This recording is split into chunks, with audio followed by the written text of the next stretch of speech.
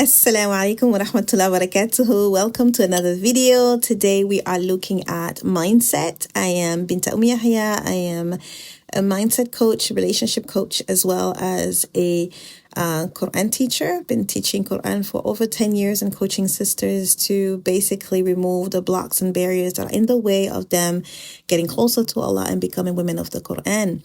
So welcome. If you're new here, stay tuned. If you like videos like this, stay tuned. All right, so today we're looking at how our mindset, how we are capable of blocking our own du'as because of the way we think about Allah, because of the way we think about our situation, because of the way we think about our du'as. So everything will start with the way we think. Allah Azza wa tells us in the Hadith Qudsi, I am as my slave thinks I am. That tells you that our mindset, the way we think, actually truly makes a difference. Imagine a sister named Fatima. These are some of, just want to tell you that even though the name is fictional, the struggles of Fatima are real. I deal with sisters dealing with these struggles. Even some of the words that I'm going to mention about Fatima, they are words that I have actually heard or read from my clients. So Fatima is struggling. She's struggling with her eeman, low self-esteem. She's struggling with her marriage where she takes everything personally. Winter is now here. She struggles with a lot of negativity, feeling very low, feeling like she doesn't want to do anything, feeling stuck. And actually stuck is even a positive word for Fatima. Fatima would say things to me like, I am drowning.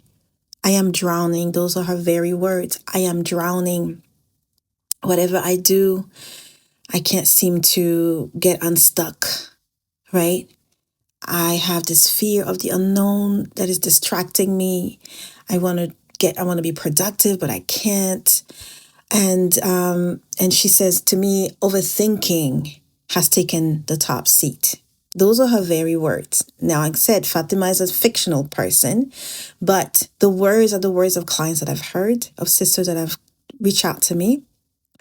And like I mentioned, she's struggling with her eeman, she's struggling with her self-esteem, she's struggling with her health, because when all of these come together with negativity, with low self-esteem, low eeman, dragging oneself, overthinking, lots of waswasa, health is going to take a toll as well.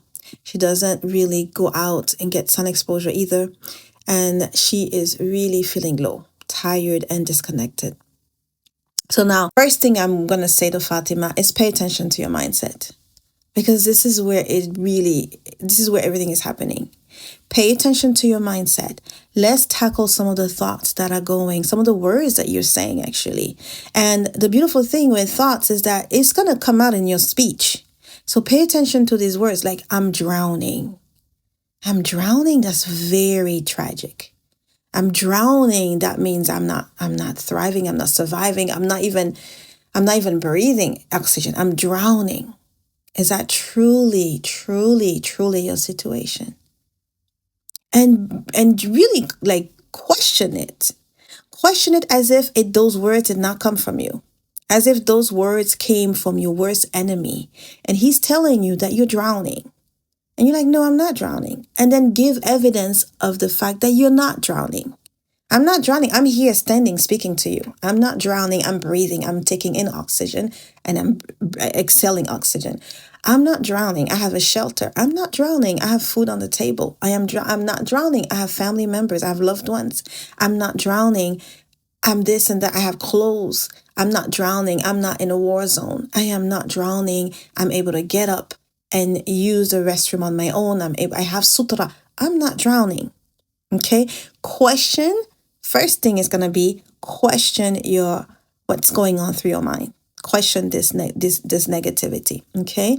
Because the reason is, if you do not question it, do you really think that Fatima is going to be making sincere dua with, eeman and tawakkul? Doesn't go together.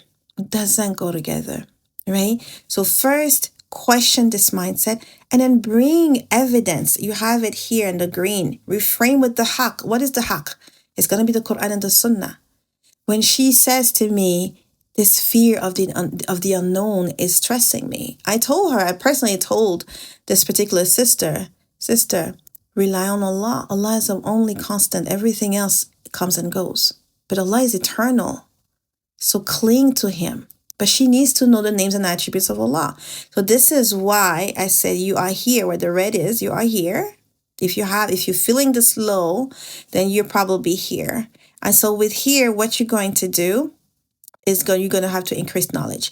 Because with no knowledge of who your Lord is, not knowing that He's constant, not knowing that He's the one overseeing your safety, not knowing that you belong to Him and unto Him you will return, not knowing that He is Rab, which means that He's been taking care of your needs from the moment that you've been existing, from the moment that you were in the womb of your mother.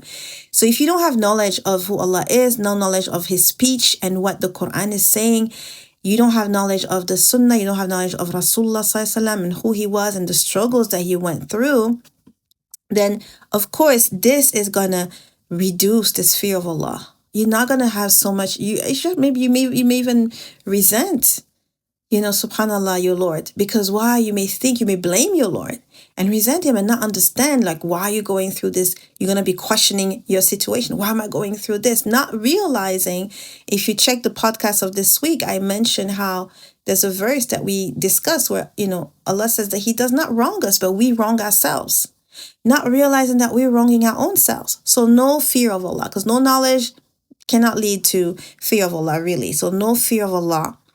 And if you don't have much fear of Allah, you're going to be more inclined to do bad deeds and less inclined to do the deeds that are pleasing to Allah, because you don't really know what's actually pleasing to Allah, what's not pleasing to Allah. And even if you do, you don't know enough about Allah to be motivated to do anything for, the pleasure of Allah. So who is going to be very close to you, Fatima, at this moment is going to be the waswasa of the shaitan. The waswasa of the shaitan is going to be very close to you, and it's going to feed that mindset. It's going to make sure that you stay stuck in this negativity, right? And then you go from this no fear of Allah to definitely low eeman, because when bad deeds increase and good deeds decrease, eeman goes down. Okay, so low eeman, and if you have low eeman and you have the waswas of the shaitan constantly, and she did say overthinking. She said the overthinking has taken the top seat. So it means that definitely she's receiving waswasa. And so you have the waswas, the whispers, the negative whispers of shaitan, and the iman is low, and you're questioning everything. How are you going to rely on Allah? You're not going to rely on Allah. You're not going to trust Allah. Because for you to have tawakkul, you have to trust Allah. You have to trust that Allah is there to care for you, to take care of you, no matter the situation. He is the constant. Then you won't have trust in Allah. And if you don't have trust in Allah, who are you going to have trust in? You will have no interest in the knowledge of Allah and of the deen. And it goes into this toxic cycle where you stay stuck. You remain stuck. Right? So low iman is going to nourish negative thoughts. Absolutely. When the iman is dropping, the mind becomes a playground for the shaitan. Like I mentioned, everything is going to feel heavy, hopeless, subhanallah. And hope is something that the believer has. Iblis, from his name, the root balasa, it means to lose hope, to have no hope whatsoever. And so Iblis is mublis, meaning that Iblis is one who has despaired, who has no hope in the mercy of Allah. And he wants the believers to fall into this hole of no hope. So when your hope starts to reduce, know that you probably are receiving some waswasa from the mublis Iblis. Okay? So when definitely you want to watch out your mind, you want to watch out those thoughts. Is my mindset a playground right now for shaitan? Is he very strongly involved here? Am I entertaining him right now? Okay. Negative thoughts cannot lead to strong worship. You're going to be dragging your feet to salah. And that's even if you pray salah. Some sisters just, no, I don't feel like praying salah. I know one sister actually who was going through a divorce, and she said to me, during this phase, she stopped praying, and she says to me that I get really scared. I actually stopped salah And she was probably having very negative thoughts because this was not her first divorce. So she was probably blaming again, wondering why she has to go through so many, failed marriages. And so she just stopped praying as if the salah could increase or decrease. Allah Azza wa Jal. A'udhu billah. The salah is really for her because as long as she keeps the connection with Allah, she will be saved and protected. When she breaks this connection with Allah, she is vulnerable to the plots of the shaitan. Very vulnerable. And that's why when she resumed salah, she really got scared of that phase where she was not praying. SubhanAllah, we are thankful that Allah did not take her during that time. But know that negativity cannot lead you to really worship, right? It's going to weaken your worship. And so Fatima is dragging her feet to salah. If she's not reading Qur'an, she's not opening her Qur'an because in quote, I'm just going through a phase right now. I'm just going through too much. There's too much going on. I can't open my Qur'an, right? Why would we find interest in seeking more knowledge? And so we're going to numb ourselves and we're going to distract ourselves until we really, really harm and wrong ourselves, until things get completely out of hand. Because this toxic cycle cannot bring anything really good for your dunya and akhirah. So at this point, Fatima in her marriage as well will take everything personally because she already has a very negative view of herself. And so anything, she's going to be projecting a lot. So the husband says A and she's like, oh, why did he say A? He said A because he thinks I'm this and this and this and this and this. And she's going to be reactive and she's going to be upset and she may withdraw even more and nobody loves me. Nobody is caring for me. This life is not worth it. She is going to be in so much darkness. SubhanAllah. This toxic cycle is one that she absolutely needs to break because any dua that she's going to be making from this place is not going to go far, in the sense that she will not even believe in her dua. She will not even believe in her dua. She will not even sincerely turn to Allah. Even if she makes it, she may make it out of spite. Yeah, fine, I made dua. Allah is not answering my duas. Subhanallah. So, because she's not also learning, she has no truth. She can't refrain with the haqq, right? May Allah save us from these type of cycles. May Allah truly save us and help us to break free, because it's absolutely possible to break free. This is why I'm doing this video, because I know that it is possible to reach that freedom. But for us to reach that freedom, we have to look at the beautiful cycle and imagine that you are starting here where the green is. And here you start knowing, you start learning. You decide, you know what? I'm tired of staying in this and I'm going to break out of this. But I can't break out of this without knowledge. I need to know my Lord. He says in the Quran, no, la ilaha illallah. He starts by saying no. Knowledge first. Knowledge before statements and actions. That's what we go by.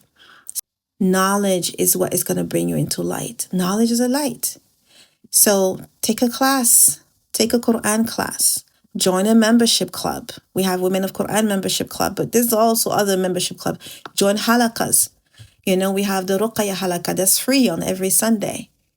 Join sisterhood. Join your local masjid. Do not isolate yourself. Join a gathering that is beneficial, where there is remembrance of Allah. By you being among other sisters who are remembering Allah, you will start getting slowly out of that darkness and gradually into the light. Once you start learning about who your Lord is, about what your deen is teaching you, about why you're worshiping, why you are here, where you're going, the message of Allah, like the Qur'an, who your prophet was. Those are questions that we will even be asked in the grave, right? We will be asked these questions in the grave. So we need to know that in dunya, right? Who is your prophet? What did he come with? What is his sunnah? How can I live and implement the teachings of the Quran and the Sunnah in my life. Start there with the knowledge. The knowledge will lead you, will soften your heart, will bring light, will dispel the darknesses, right? And then you're going to slowly and gradually be motivated to do good. And the bad deeds, they are going to decrease because you're going to fear Allah. You're absolutely going to fear Allah. And so you were like, oh, you know what? I don't feel comfortable. I know that this is not pleasing to Allah. Let me just stay away from this. And gradually your behavior will change. With that, we know that the more you increase good deeds, the more Iman increase. Like Iman is impacted by our good deeds or bad deeds, right? So the more you increase in good deeds, the more Iman increases as well, right? So Iman is increasing, your faith is increasing. Every act of worship is building you spiritually, emotionally, mentally. You feel stronger. You start feeling a sense of peace. And you understand that, oh my God, I feel good. My Lord has not abandoned me. And whenever you find yourself in a difficult situation, you call on Allah. Because now you know He's As-Samir. He hears you. You know He's Al-Basir. He sees your situation. You know He's Al-Latif. He's very gentle and subtle in His kindness. But He is kind. You know He is Al-Hakim, very wise in whatever He decides, whatever decree He makes. And you start trusting Him. You start trusting Him. SubhanAllah. Your heart softens. You stop panicking. You stop taking everything personally. Because why? The waswas of the shaitan reduces. Because why? Now you like the remembrance of Allah. The remembrance of Allah, my beautiful sister, kicks the shaitan away. He cannot stand the remembrance of Allah. And so when you start engaging in the remembrance of Allah, the waswas they have to dispel, they have to go, they cannot stand ground with the remembrance of Allah. When the haqq comes, the batil is kicked out. Cannot stand it. And that is a truth. SubhanAllah. Just test it out. If you are feeling like you're in the toxic cycle, just test it out. Just start doing a lot of istighfar. Just open your Qur'an. Make wudu. Open your Qur'an. Read, keep reading. At first, maybe you'll have what's like, oh, I need to let this person know. Oh, I need to do this. Just ignore it and just keep reading. Sometimes I use timers so that when I get these distractions, I'm like, no, I'm on this timer right now. I will deal with that after. And if it's really strong, then I have a little notebook nearby. I just write down quickly what I'm going to do after the timer is up, and I will keep reading until the timer is up, right? And so usually I trick my mind with 5-10 minutes timers to read Quran. And then once I'm in the groove, in the move of it, I don't want to stop. I said, oh, let me do another page. And I feel good. And I start really feeling better. And I feel like, subhanAllah, I feel lighter because the waswas cannot stand it. It has to move. It has to go. It has to go. So you are now trusting your Lord. Allah is protecting you from the waswasa of the shaitan. You start getting more insight about things, about your life, about your deen, about your Lord, about yourself. And you're like, oh, you know what? I need to learn more. You're open to more knowledge out of love, out of curiosity, out of the desire of getting closer to Allah. And this becomes a beautiful cycle, one that lifts you every day higher. SubhanAllah. So the question is really, ask yourself which cycle resonated with you the most. Are you resonating with the toxic cycle the most? Are you more in a situation where you have a lot of waswasa, you are feeling like you're drowning, like you're stuck, like nothing is working? Are you in a place where you really would need to learn more about your deen? Then if you are in this toxic cycle, the thing that I would invite you to is to start with knowledge. That's the first place that we start with in the beautiful cycle, right? So if you're ready to break that toxic cycle and step into the beautiful one, where the knowledge is going to lead you to taqwa, to good deeds, to eeman, to tawakkul, subhanAllah, it's going to lift your mindset. Your du'as will be made from a beautiful place, a place where you trust your Lord. Your du'as will be made with sincerity. Your du'as will be made with conviction. And that is the power of dua. When your dua is made with sincerity and conviction, ha, my dear, it goes straight. Nothing is blocking this dua, bi'idhnillah. And you will see it. You will actually experience it. And you will even, so it will be reinforced. You will see it in your life. And then you're going to be like, I'm going to make more du'as because Allah answers du'as. I see it. Subhanallah.